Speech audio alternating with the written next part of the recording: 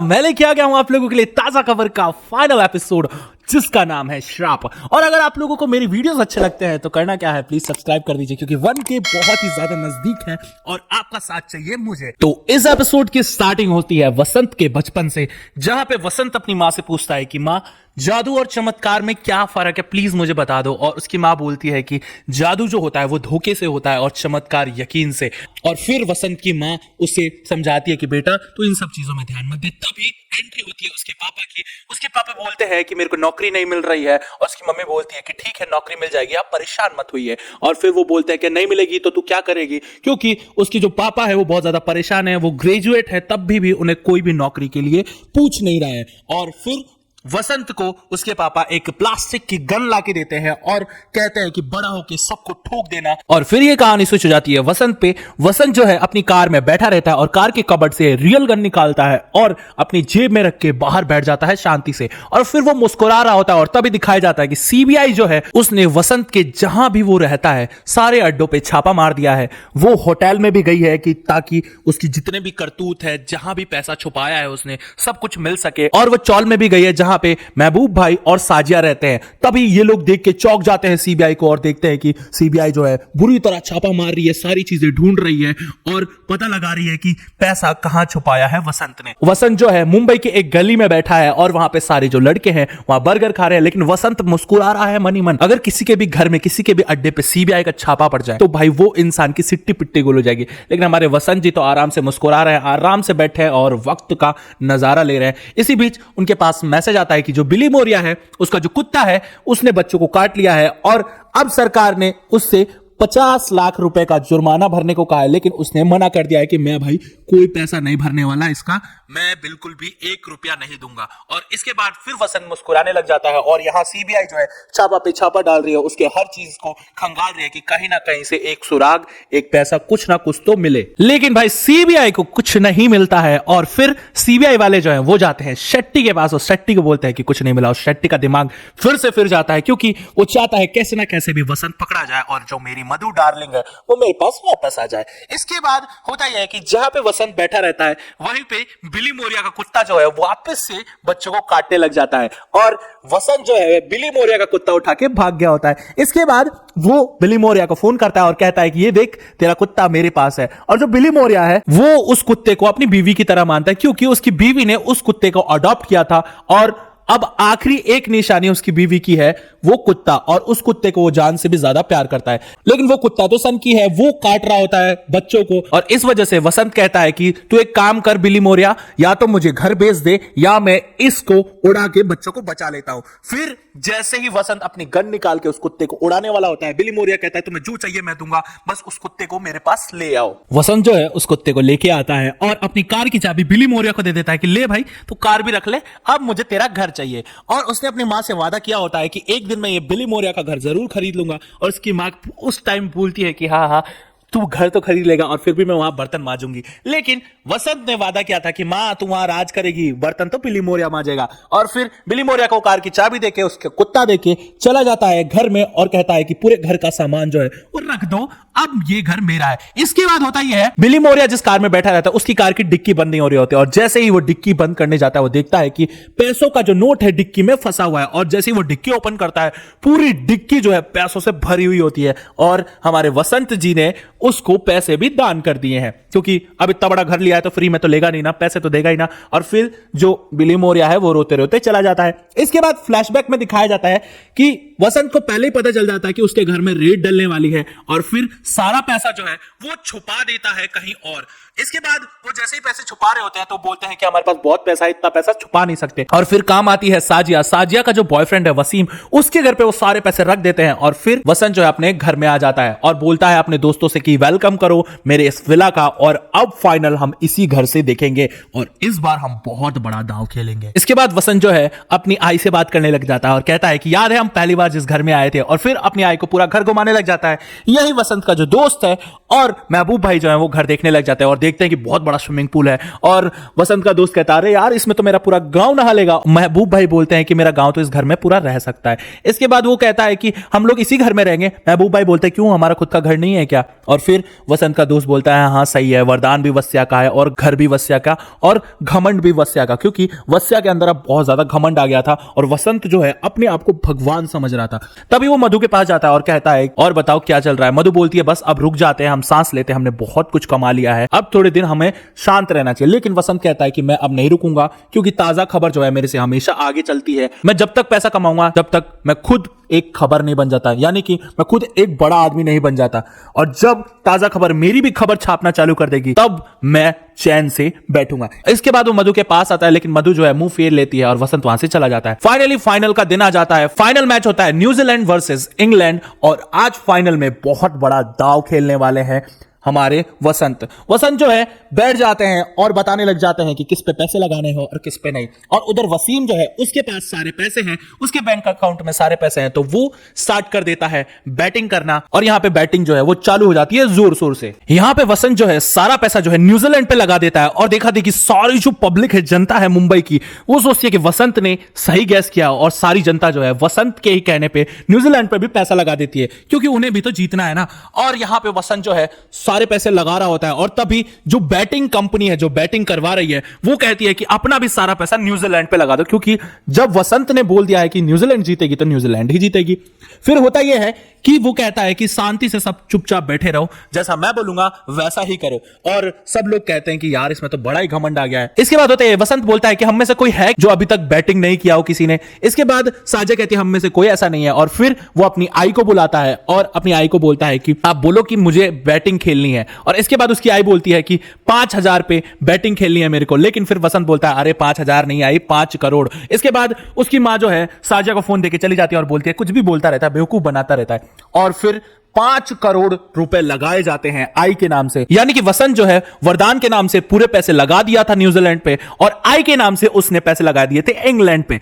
अब भाई इंग्लैंड जीतेगी या नहीं जीतेगी ये तो अभी थोड़ी देर में बताता हूं। अब भाई आई के नाम से 5 करोड़ रुपए लगे हुए हैं। सारे लोगों ने वसंत को देखा देखी न्यूजीलैंड पे पैसे लगाए हैं। इसके बाद होता यह है कि कैश ड्रॉप हो जाता है इंग्लैंड के प्लेयर का और इंग्लैंड जो है वर्ल्ड कप विनर हो जाती है और सारे लोगों के जो पैसे हैं वो डूब जाते हैं, यानी कि वसंत के जो 15 करोड़ रुपए हैं वो भी डूब जाते हैं। लेकिन 5 करोड़ रुपए जो बचे हुए थे जो आई के नाम से इंग्लैंड पे लगाए थे, वसंत जो है वो जीत जाता है और आई के नाम से जो 5 करोड़ रुपए इंग्लैंड पे लगाए थे वो डबल होके आते हैं 500 करोड़ बनके। और यही जो वसंत गावड़े है वो मुंबई का बहुत अमीर आदमी बन जाता है और इस वजह से वो बहुत ज्यादा मुस्कुराता है और अपने लोगों को कहता है कि भाई मैंने बोला था ना हम जीतेंगे, और इतना जीतेंगे कि हम रख भी नहीं पाएंगे। इसके बाद वो साजा से भी कहता है कि आज हम जितना भी जीतेंगे उसमें से तुझे बख्शीश भी मिलेगी। इसके बाद वसंत जो है उसके पास सुहानी का फोन आता है। सुहानी वही एक्टर है जो मरने जा रही थी और वसंत ने उसे ब्रांड एम्बेसडर बनाया था मधु क्रिएशंस का। इसके बाद सुहानी वसंत से कहती है कि तुम मेरी तरफ से बैटिंग करोगे, और वसंत कहता है हाँ हाँ तुम जो बोलोगी वो करूंगा।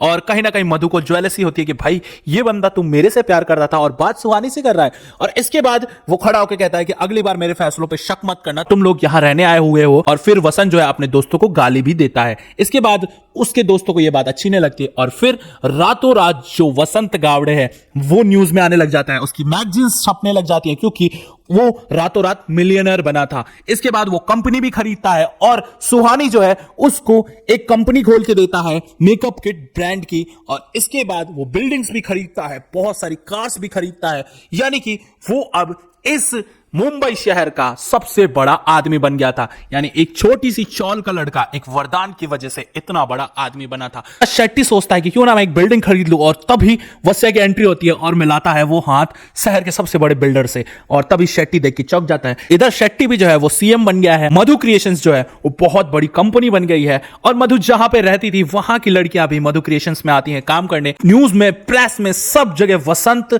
मधु क्रिएशन और सुहानी का ही नाम गूंज रहा है। और इधर महबूब भाई भी अपनी बेटी को एब्रॉड भेजने वाले हैं क्योंकि साजिया का सपना था कि मैं बाहर जाके पढ़ाई करूं। इधर वसंत का जो दोस्त है वो अपनी अकाउंट्स देख रहा है, उसके अकाउंट्स में इतने सारे पैसे हैं कि पूछो मत, जिंदगी भर भी बैठ के खाएगा तो भी उसके पैसे जो हैं वो खत्म नहीं होने वाले हैं। फिर होता यह है कि वसंत जो है न्यूज में, प्रेस में, सब जगह आने लग जाता है, लेकिन उसका जो घमंड है वो अब कम ही नहीं हो रहा है। और जो सुहानी है वो वसंत के क्लोज आ रही है और मधु जो है ये देख के बहुत ही ज्यादा जल रही है कि यार ये मेरे से प्यार करता है और सुहानी इसकी ज्यादा क्लोज क्यों आ रही है। तभी न्यू ईयर का दिन आता है और शहर के जो सारे अमीर लोग हैं वसंत के घर पे आते हैं न्यू ईयर मनाने, और वसंत जो है टिप टॉप बन के सूट पहन के आता है और वहां पे सुहानी भी आती है उस न्यू ईयर पार्टी में और मधु जो है उसके साथ ही रहती है। लेकिन मधु को कहीं ना कहीं अच्छा नहीं लग रहा होता है क्योंकि सुहानी जो है वसंत पे लाइन मार रही होती है। अब होता यह है कि वसंत के जो दोस्त है उस पार्टी में आते हैं क्योंकि वो वसंत के घर में रहना नहीं चाहते, और तभी मधु आ जाती है और मधु कहती है आप लोग खाना खा के जाइएगा, और वसंत भी आप लोगों को बहुत याद करता है। इसके बाद वसंत का दोस्त कहता है कि अब मेरे पैसे भी खत्म हो रहे हैं तो वसंत की जरूरत पड़ेगी, लेकिन महबूब भाई बोलते हैं कि देख तू मेहनत से रोटी कमा क्योंकि मेहनत वाली रोटी बहुत ज्यादा अच्छी होती है। और मधु बोलती है सॉरी मेरे को बहुत सारे काम है क्योंकि बहुत सारे लोग आए हैं उनको देखना है। तभी वसंत आ जाता है और अपने दोस्तों को बोलता है कैसे हो तुम लोग, और जैसे ही वो उनसे बातें करने लग जाता है शहर का एक और बड़ा आदमी आके उससे हाथ मिलाता है और वसंत उससे बात करने लग जाता है। तभी उसके दोस्त सोचते हैं कि ये तो हमें भूल गया है क्योंकि ये बड़े बड़े आदमियों में घुल मिल गया है, और उसके पास एक मैसेज आता है मधु जो है वो शेट्टी के साथ मिलकर गुलू गुलू कर रही है और उसका जो वीडियो है वो लीक हो गया है।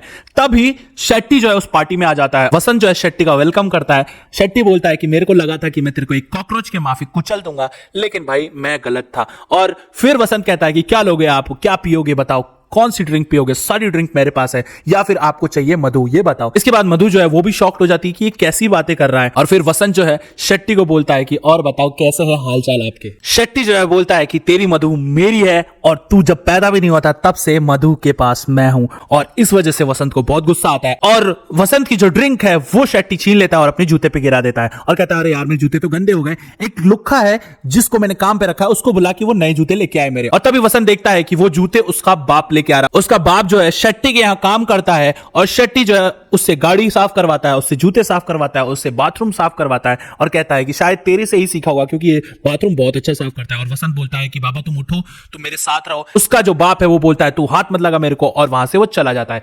इसके बाद जैसे ही हैप्पी न्यू ईयर होने वाला था वसंत को बहुत ज्यादा गुस्सा आ जाता है और वो जाता है सुहानी के पास, उसे किस कर लेता है। तभी मधु जो है उसे एक थप्पड़ मारती है और कहती है कि तेरा ये जो वरदान है श्राप बन गया है, तू राक्षस बन गया है। वसंत बोलता है तूने जिंदगी भर गलत काम किया और तू मेरे को आई है बोलने, हाँ शेट्टी जब तेरे पास आता था तो मैं रुकता था ना तेरे पास, आज तू रुक मेरे पास। और वो बोलता है कि मैं सुहानी को एक किस भी नहीं कर सकता। इसके बाद मधु जो है वहां से चली जाती है और वसंत जो है सारे लोग जो वहां पे आए हुए होते हैं सबको भगा देता है कि तुम चलो निकलो यहां से, हो गई पार्टी ओवर, हो गया हैप्पी न्यू ईयर। इसके बाद वसंत जो है बहुत ज्यादा रोता है, बहुत ज्यादा चिल्लाता है, चीखता है। फिर वो एक जगह बैठ जाता है और फिर उसकी माँ जो है वो आती है और कहती है कि तेरे बाप को खुशी और शराब कभी हजम नहीं हो और तू भी बिल्कुल वैसा ही है, कुछ भी तेरे को नहीं मिलता है और सब कुछ बर्बाद हो जाता है। इसके बाद वो कहती है लेकिन तेरे बाप में एक खासियत है कि वो कभी बदला नहीं, उसमें कभी घमंड नहीं आया। और वसिया जो है चला जाता है अपनी कार में बैठ के खूब सारे पैसे भर के। इसके बाद मधु जो है जहां पे वो पहले रहती थी वापस आ जाती है। तभी जो शेट्टी है वापस उस रूम में आता है और बस उसको एक फोटो चाहिए होती है वो खबर फैलाने के लिए, ताकि वो झूठी खबर फैला पाए और मधु जो है वो बदनाम हो पाए। इसके बाद शेट्टी जो है सिर्फ फोटो क्लिक करवा के चला जाता है और मधु जो है बहुत ज्यादा रोती है। वसंत जो है अपनी कार में बैठ के जा रहा होता है और वो भी बहुत ज्यादा रो रहा होता है। फिर ये कहानी जाके एंड होती है वहीं से जहां से स्टार्टिंग हुई थी। एक बड़ा लग्जरी आदमी अपनी बड़ी लग्जरी कार से उतरता है, खूब सारे पैसे उड़ाता है बच्चों की तरफ और फिर वो जाता है उसी टॉयलेट में जिस टॉयलेट में वसिया काम कर रहा था। और एक आदमी बोलता है कि ओए ये तेरे बाप का टॉयलेट है क्या, तू क्यों यूज कर रहा है? और वो बोलता है यार ये मेरा टॉयलेट है। और जो इंसान पैसे कलेक्ट करता है उस टॉयलेट में उसकी तरफ बहुत सारे पैसे फेंकता है और फिर कुछ लोग पूछते हैं कि तू खेलेगा क्या हमारे साथ पत्ते? और वसिया बोलता है मेरे को हारने के लिए खेलने की जरूरत नहीं है और उनकी तरफ भी पैसा फेंक के चला जाता है।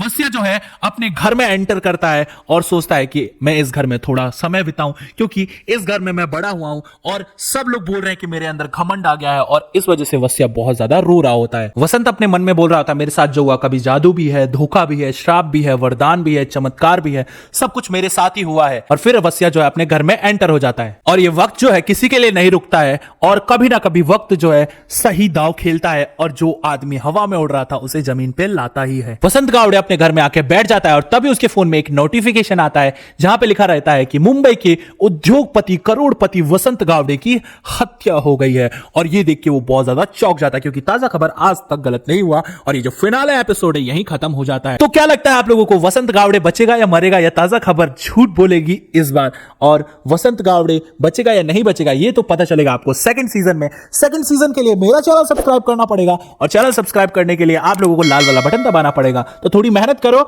और इस भाई को 1K तक पहुंचा दो और बहुत सारी अमेजिंग ऐसी वीडियोस आएंगी। तो बने रहना मेरे साथ, तब तक के लिए tata bye bye, see you.